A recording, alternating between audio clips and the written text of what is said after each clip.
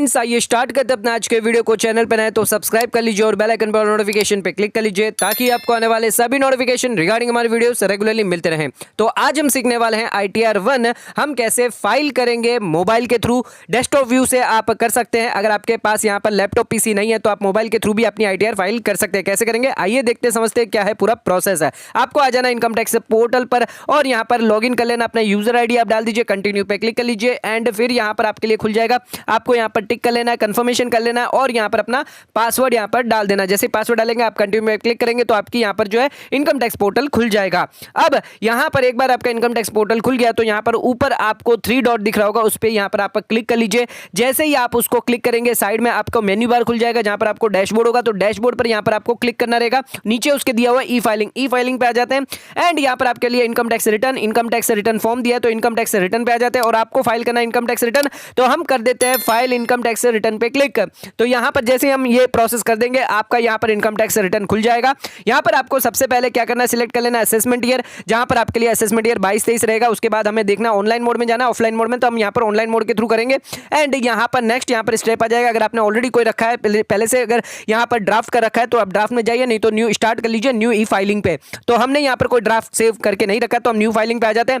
अब आपको यहाँ पर सिलेक्ट करना होगा कौन सी कैटेगरी में, इंडिविजुअल HUF। उसके बाद आ जाते हैं ITR फॉर्म पे। तो यहाँ पर आपको सिलेक्ट करना होगा ITR फॉर्म। तो यहाँ पर 4 फॉर्म दिए गए, ITR 1 2 3 4। सबसे पहले ITR 1 की बात कर लेते हैं। अगर आप इंडिविजुअल है, रेसिडेंट है, अगर आपकी टोटल इनकम 50 लाख से ज्यादा नहीं है, आपकी सैलरी इनकम है, एक हाउस प्रॉपर्टी और अदर सोर्सेज इनकम है और एग्रीकल्चर इनकम टू 5000 है तो ITR 1 आप फाइल कर सकते हैं। पर कौन कौन फाइल नहीं कर सकते हैं, आप डायरेक्टर है, अगर आपका TDS डिडक्ट हो रहा है 194 के अंदर या फिर आपने ESOPs या फिर अनलिस्टेड इक्विटी शेयर्स के अंदर निवेश करके रखा है तो आप ITR 1 जो है वो फाइल नहीं कर सकते। तो ध्यान रखिएगा ITR 1 कौन कौन फाइल कर सकता है, कौन कौन फाइल नहीं कर सकता। नेक्स्ट आ जाते हैं बात कर ले ITR 2 की। तो ITR 2 कौन फाइल कर सकता है, जिसकी PGBP से इनकम नहीं होनी चाहिए, इंडिविजुअल और HUF, वही ITR 2 जो है फाइल करेगा।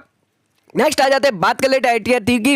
अगर आप इंडिविजुअल है, HUF है, अगर आपकी PGBP से इनकम है तो आप ITR 3 फाइल कर सकते हैं। बात कर लेते हैं ITR 4 की। आप यहां पर इंडिविजुअल HUF है, अदर देन LLP, आपकी टोटल इनकम 50 लाख तक है एंड आप बिजनेस और प्रोफेशन से जुड़े हैं प्रिजम्पटिव बेसिस पे एंड यहां पर आप डायरेक्टर नहीं होने चाहिए किसी कंपनी के अंदर, आपको कोई भी अनलिस्टेड इक्विटी शेयर होल्ड करके नहीं रखना है या फिर आपकी एग्रीकल्चर इनकम 5000 से ज्यादा नहीं होनी चाहिए या फिर ESOP में यहां पर जो है आपकी इनकम नहीं होनी चाहिए। तो यहां पर आप ITR 4 जो वो चूज कर सकते। सिलेक्ट कर लेते हैं यहां पर ITR 1। तो ITR 1 पे प्रोसीड कर देते हैं और आ जाते हैं अपने नेक्स्ट स्टेप पे। तो यहां पर आपको करना होगा, सिलेक्ट करना होगा। अब यहां पर आपको कुछ सवाल पूछे जाएंगे, क्यों आप यहां पर इनकम टैक्स रिटर्न फाइल करना चाहते हैं तो रीजन देना। अगर आपकी टैक्सेबल इनकम बेसिक एग्जम्पशन से ज्यादा है तो उस पर क्लिक कर लीजिए, अदरवाइज आप 7th प्रोविजन पे आते हैं 139(1) के अंदर, यानी अगर आपके करंट अकाउंट में 1 करोड़ से ज्यादा आपने डिपॉजिट करा है या फिर आपने फॉरेन ट्रैवल करा है 2 लाख से ज्यादा या फिर इलेक्ट्रिसिटी कंजम्पशन है 1 लाख से ज्यादा है, उसके अलावा भी और बहुत सारी कंडीशन है जिसके अंदर आपको मैंडेटरी रिटर्न फाइल करना है। तो इस केस में, हमारे केस में यहां पर जो है टैक्सेबल इनकम बेसिक एग्जम्पशन से ज्यादा है तो हम उसको ऑप्ट कर लेते हैं। तो हमारा जो पहला ऑप्शन है उसको हम सिलेक्ट कर लेंगे और कंटिन्यू पे क्लिक कर लेंगे। जैसे कंटिन्यू पे क्लिक करेंगे तो आपके सामने यहां पर जो है खुलने वाला है इनकम टैक्स फॉर्म। ये आप देख सकते हैं यहां पर 5 कैटेगरी दी गई है, रिटर्न समरी दी गई है जहां पर आपको personal information, gross total income, total deduction, tax paid या टोटल टैक्स लायबिलिटी, ये सभी आपको ग्रीन टिक होने चाहिए तभी आप अपनी रिटर्न जो है प्रोसेस कर पाएंगे। तो सबसे पहले आपको ध्यान रखना है कि यहां पर एक एक करके हम आ जाते हैं, देख लेते हैं। तो यहां पर पर्सनल इंफॉर्मेशन दी है जहां पर आपकी डिटेल दी गई है, आपके इंफॉर्मेशन, कॉन्टैक्ट डिटेल, एड्रेस दिया हुआ है। तो यहां पर आप देख सकते हैं हमें वेरीफाई करना है कि ये सभी डिटेल हमारी सही है कि नहीं है, कॉन्टैक्ट जो भी है। उसके बाद जो नेचर ऑफ एम्प्लॉयमेंट वो आपको देख लेना, अगर आप सेंट्रल गवर्नमेंट के एम्प्लॉय या प्राइवेट के तो आप उसके हिसाब से यहां पर सिलेक्ट कर सकते हैं। हम यहां मान के चलते हैं हम जो रिटर्न भर रहे हैं वो प्राइवेट एम्प्लॉय की है तो हम यहां पर अदर में सिलेक्ट कर लेते हैं। उसके बाद अलावा आप पेंशनर है तो पेंशनर भी सिलेक्ट कर सकते हैं। उसके बाद आपको देखना है फाइलिंग सेक्शन कौन सा है, कौन से सेक्शन में आप फाइल कर रहे हैं। 139(1) के अंदर यहां पे आप बिफोर ड्यू डेट फाइल कर रहे हैं। अगर आप नोटिस के केस में कर रहे हैं तो नोटिस में कर सकते हैं। उसके बाद आपको देखना है कि आप न्यू स्लैब में जाना चाहते हैं या ओल्ड स्लैब में जाना चाहते हैं। अगर न्यू स्लैब में जाते हैं तो सेक्शन 115 BAC के थ्रू आपको कोई भी डिडक्शन नहीं मिलने वाला, आपको इंटरेस्ट का यहां पर बेनिफिट नहीं मिलेगा, स्टैंडर्ड डिडक्शन नहीं मिलेगा। अगर आप फैमिली पेंशन लेते हैं तो उसके अलावा 80C से 80D तक, 80U तक आपको कोई डिडक्शन नहीं मिलेगा अदर देन 80CCD। उसके अलावा आपको कोई भी अलाउंस यहां पर नहीं दिया जाएगा। तो ये सभी चीजें आपको न्यू स्लैब रेट में नहीं मिलेगी। तो हम यहां पर जो है ओल्ड स्लैब रेट और नो पे इस पे टिक कर लेते हैं। नेक्स्ट एक इंपॉर्टेंट टास्क है, यहां पर बैंक डिटेल को आपको वैलिडेशन 100% यहां पे करना पड़ेगा। अगर आपका बैंक वैलिडेशन नहीं हुआ तो आपको रिफंड में इशू आ सकता है, तो ये जरूर आप करके रख लीजिएगा। ये सभी चीजें आप पर्सनल इंफॉर्मेशन में यहां पर करेंगे तो देख लीजिएगा, एक बार वेरीफाई कर लीजिएगा अपनी पर्सनल इन्फॉर्मेशन और कंटिन्यू पे क्लिक कर लीजिएगा ताकि आप कोई भी डिटेल छूट ना पाए। जैसे ही हम टिक कंटिन्यू पे करेंगे तो आप देख सकते हैं यहाँ पर कंफर्मेशन का यहाँ पर टिक आ गया, यानी मतलब हमारा एक टास्क कंप्लीट हो चुका है। अब हमारे 4 टास्क और है वो हमें कंप्लीट करना है। अब आ जाते हैं ग्रॉस टोटल इनकम पे। यहाँ पर आपको अपनी इनकम की डिटेल देनी पड़ेगी। आप सैलरीड पर्सन है तो देखिए आज यहाँ पर सबसे पहले यहाँ पर दिया गया है कि यहाँ पर कोई भी सैलरी अगर आपको एग्जम्पशन मिल रहा है तो वो आप यहाँ पर डिटेल दे सकते हैं। जैसे कि अगर आपने ट्रैवल किया तो ट्रैवल एक्सपेंस है, या स्पेशल कंपनसेटरी अलाउंस है, या फिर हाउस रेंट अलाउंस आपको दिया गया, या लीव ट्रैवल अलाउंसेस आपको कोई दिया गया, या फिर कोई अदर एग्जम्पशन यहाँ पर है तो उसकी डिटेल आप यहाँ पर दे सकते हैं। आप सेक्शन भी जाकर देख सकते हैं, यहाँ पर रूल भी जाकर चेक कर सकते हैं। अगर आपको कोई डाउट है, कंफ्यूजन है रिगार्डिंग सेक्शन, रिगार्डिंग रूल्स है तो वो भी आप जाके चेक कर सकते हैं। आपको सिर्फ यहाँ पे क्लिक करना होगा यस और नो पे, यस पे क्लिक करना होगा ताकि आप अपना यहाँ पे डाल सकते हैं। साइड में एक आई बटन दिया है जहां पर आप जो है इसके बारे में जो इन्फॉर्मेशन जो दी गई है सेक्शन के बारे में, लीव ट्रैवल का अलाउंस के बारे में, वो डिटेल यहां पर आपको मिल जाएगी। अगर आपको कोई सेक्शन भी देखना है तो उसके रिगार्डिंग भी यहां पर आई बटन में जाएंगे तो एचआरए का ये पूरा डिटेल यहां पर दिया गया है। तो बहुत ज्यादा इंपॉर्टेंट है, इन सभी चीजों को आपको ध्यान रखना है। जब भी आप आईटीआर फाइल करें ये सभी चीजें आपको प्रोविजन अच्छे से होने चाहिए, जो भी आपकी इनकम है या जो भी आपके एक्सपेंस है। नेक्स्ट आ जाते हैं, जैसे हम कंटिन्यू में क्लिक करेंगे तो यहां पर आपको वेरीफाई करनी है अपनी इनकम सोर्स डिटेल है। तो यहां पर आप देख सकते हैं सैलरी की यहां पर हेड खुल चुका है और सैलरी के अंदर यहां पर जो ग्रॉस सैलरी के अंदर आपकी सैलरी है, क्या वैल्यू ऑफ परक्यूजेड अगर आपको कोई मिला है, उसके अलावा अगर आपको यहां पर जो है कोई रिटायरमेंट बेनिफिट मिला है तो उसकी भी डिटेल यहां पर आपकी आ जाएगी। अगर जो कंट्री है, जिस कंट्री के अंदर आप यहां पर सैलरी ले रहे हैं वो आपको सिलेक्ट कर लेनी है। उसके बाद आपको कोई एग्जम्पशन मिलने वाला है तो एग्जम्पशन भी यहां पर आप डाल सकते हैं। उसके अलावा यहां पर आपकी नेट सैलरी आ जाएगी। नेट सैलरी के बाद आपको कुछ डिडक्शन है, जैसे कि स्टैंडर्ड डिडक्शन है वो ऑटोमेटिक मिल जाएगा।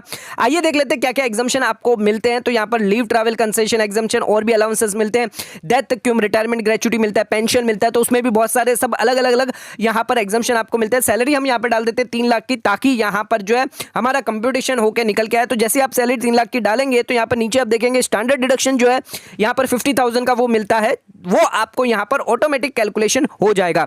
उसके बाद यहां पर आप देख सकते हैं कि कोई और आपको यहां पर डिडक्शन लेना है, एग्जम्पशन लेना है तो वो भी आप ले सकते हैं। जैसे हमने 3 लाख का यहां पर सैलरी डाली, यहां पर आप देख सकते हैं 50,000 का स्टैंडर्ड डिडक्शन आपको अलाउड कर दिया गया है। उसके बाद अगर कोई एंटरटेनमेंट अलाउंस या प्रोफेशनल अलाउंस, यहां पर प्रोफेशनल टैक्स अगर आपने कोई पेड किया तो वो भी आप डिटेल डाल सकते हैं।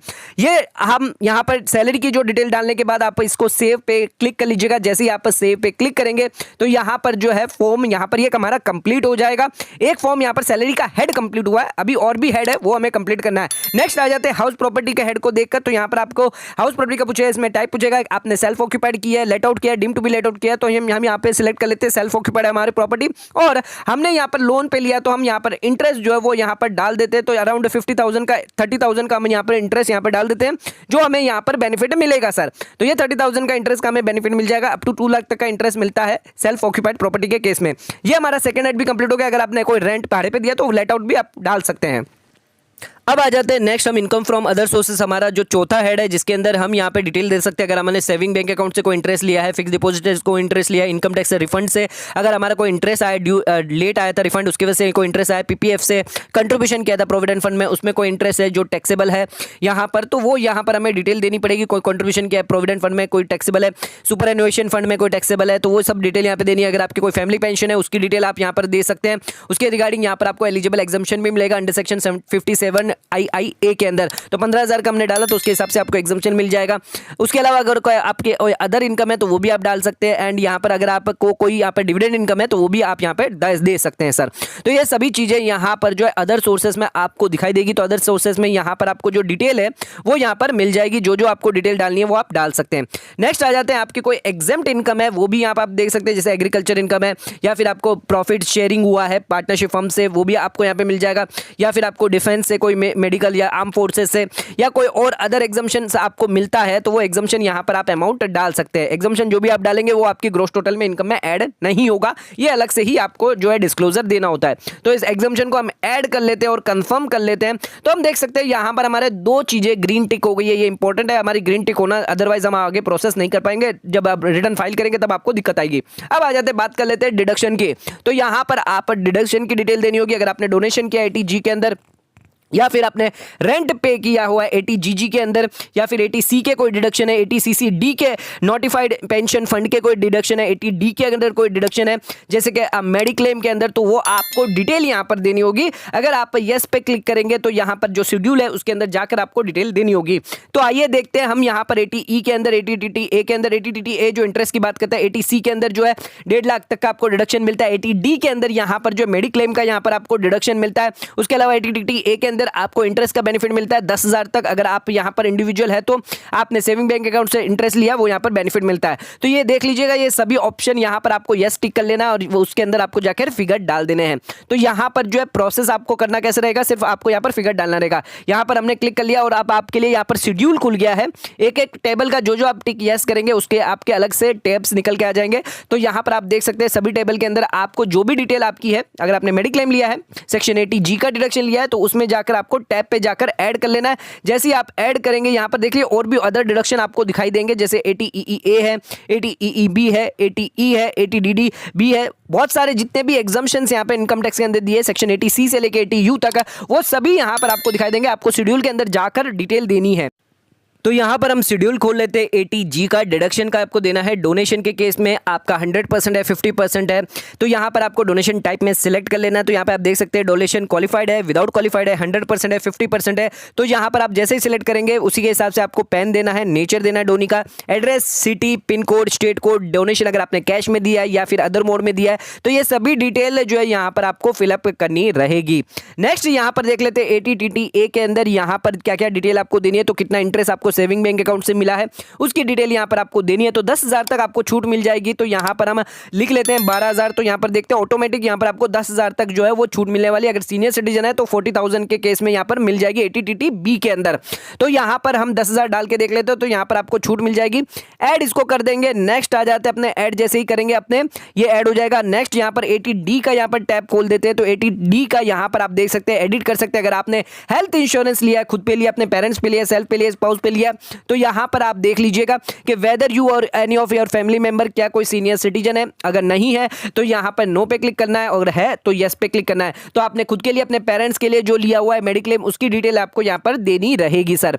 तो सबसे पहले यहां पर देख लेते हैं कि अगर आपकी फैमिली में, यानी आपके मेंबर्स में जो आप खुद है, सेल्फ है, स्पाउस है, और या फिर आपके बच्चों में कोई भी यहां पर सीनियर सिटीजन है, नहीं है, नो कर देना है। यहां पर आपको कितना डिडक्शन मिलेगा, 25,000 तक मिलेगा। उसके बाद अगर आपके पेरेंट्स है जो सीनियर सिटीजन है या नहीं है, अगर है तो यहां पर 50,000 तक का डिडक्शन मिल जाएगा, और अगर नहीं है तो 25,000 तक का यहां पर आपको डिडक्शन मिलने वाला है सर। तो पेरेंट्स के केस में 25,000 का, अगर सीनियर सिटीजन नहीं है और है तो 50,000 का डिडक्शन मिल जाएगा। तो यहां पर आप देख सकते हैं सीनियर सिटीजन हमने पेरेंट्स को चुन लिया है, तो हमने 75,000 का यहां पर डिडक्शन ले लिया। बट अगर हम खुद के लिए भी, अगर सीनियर सिटीजन अगर हमें है, तो यहां पर हमें 50,000 का, यानी टोटल हमें 1 लाख का डिडक्शन यहां पर मिल जाएगा सर। नेक्स्ट यहां पर देख सकते हैं टोटल डिडक्शन हो गया हमारे, 3 पॉइंट कंप्लीट हो गए एकदम। अब आपको टैक्स पेड पे आ जाना है सर। टैक्स पेड पे अगर आपकी कोई TDS डिटेल है, TCS डिटेल है, वो ऑटोमेटिक यहां पर आ जाएगी। अगर नहीं है तो 26A फॉर्म डाउनलोड कर लीजिए और उसकी डिटेल जो आप यहां पर भर सकते हैं, या फिर आपके पास फॉर्म 16 या 16A है तो वो भी यहां पर आप उससे सर्टिफिकेट के थ्रू आप यहां पर डिटेल भर सकते हैं। तो किसने आपका डिडक्ट किया है, नेचर, नेम क्या है और कितना अमाउंट है, वो सभी डिटेल यहां पर अगर एक बार आ जाएगी तो आप रिफंड जो इसको क्लेम कर सकते हैं।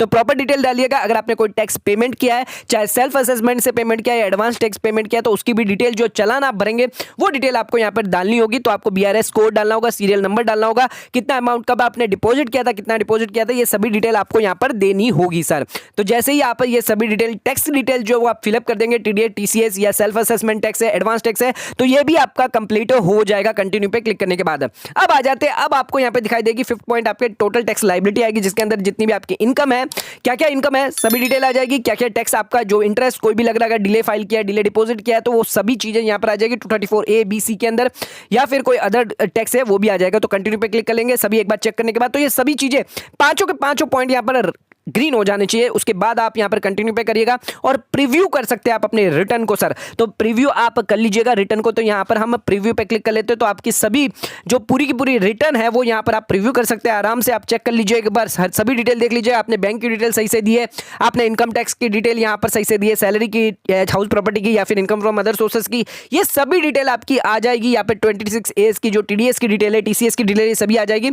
उसके बाद यहां पर आप एक कंफर्मेशन के साथ एक बार पूरा का पूरा जो फॉर्म है वो आप अच्छे से देख लीजिएगा, कोई डिटेल छूट तो नहीं गई है। मेन इंपॉर्टेंट है बैंक की डिटेल सही से होनी चाहिए, आपका नाम सही से होना चाहिए, तो वो जरूर चेक कर लीजिएगा। बैंक वैलिडेशन होना बहुत ज्यादा इंपॉर्टेंट है और पूरा फॉर्म एक बार चेक कर लीजिएगा और प्रोसीड टू वैलिडेट पे आप जरूर क्लिक कर लीजिएगा। जैसे ही आप क्लिक करेंगे आप यहां पर फर्दर जो है ईवीसी के थ्रू या फिर आधार ओटीपी के थ्रू यहां पर वैलिडेशन कर सकते हैं। हमारा यहां पर ITR 1 जो वो वैलिडेशन हो चुका है, अभी हमें प्रोसीड करना है फॉर वेरिफिकेशन के लिए। हमारा ITR 1 वैलिडेशन हुआ है बट अभी भी यहां पर प्रोसेस बाकी है। जब तक आप वेरिफिकेशन नहीं करेंगे तब तक आपका रिफंड प्रोसेस नहीं होना स्टार्ट होगा। तो यहां पर आपको प्रोसीड टू वेरिफिकेशन पे क्लिक कर देना है और जैसे ही आप क्लिक करेंगे तो यहां पर आपको 4 तरीके से पूछेगा कि आपको ई-वेरीफाई अभी करना है, लेटर करना है या फिर आप यहां पर फिजिकल कॉपी भेजने वाले हैं 120 दिन के अंदर स्पीड पोस्ट पे।